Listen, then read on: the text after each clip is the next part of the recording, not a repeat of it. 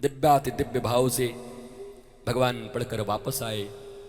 और एक दिन जब वापस आए, देवकी मैया भोजन की थाली लेके आ गई और थाली में महाराज माखन का लौंदा दे दिया। भगवान ने उठा करके थाली फेंक दी। उद्धव को बुलाया गया।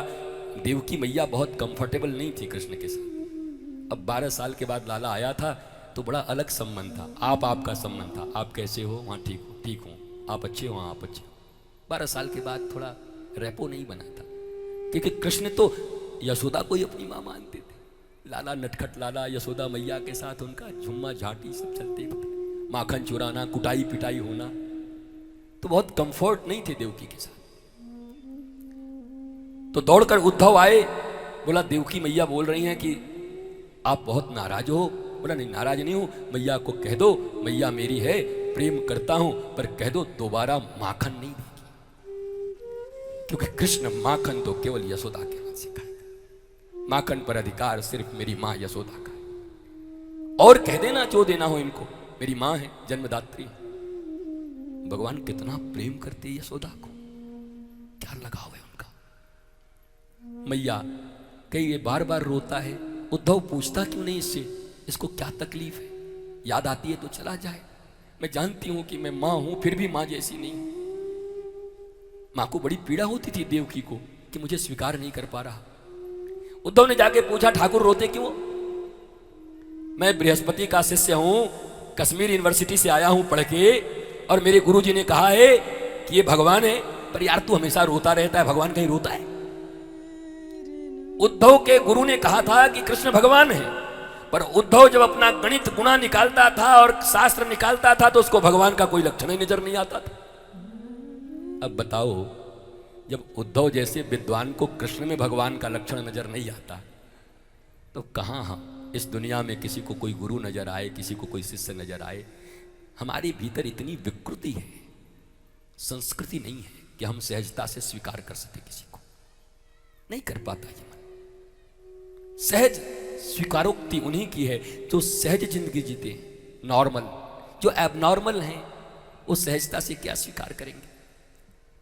तो भगवान ने कहा मेरी गोपियां रोती हैं इसलिए मैं रोता हूं। ये यथामाम प्रपद्यन्ते तांस तथैव भजाम्यहम्, हम मेरा नियम है, जो मेरा जैसे भजन करता है मैं उसका करता हूं। तो बोला तो चुप कैसे होगा ये बता। बोला गोपी को चुप करा दे, मैं चुप हो जाऊंगा। बोला गोपी को कैसे चुप कराऊं, मैं करा के आ जाऊं? बोला जा जाके करा के आ जा। नया नया जो पढ़ाई करके आता है ना, उसको ट्यूशन पढ़ाने का बड़ा मन करता है। ये नया नया पढ़ के आया था उद्धव, इसको लगा गोपी टोपी गंवारीन फवारीन ऐसा ही पढ़ा देंगे। आओ बेटा अभी पता चलेगा, आओ।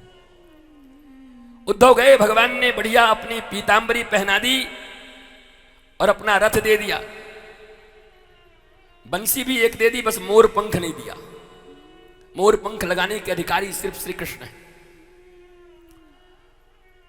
उद्धव गए, और जब से इधर से भगवान गए तब से ब्रज के लोग रोज मथुरा के सीमाने तक आते थे।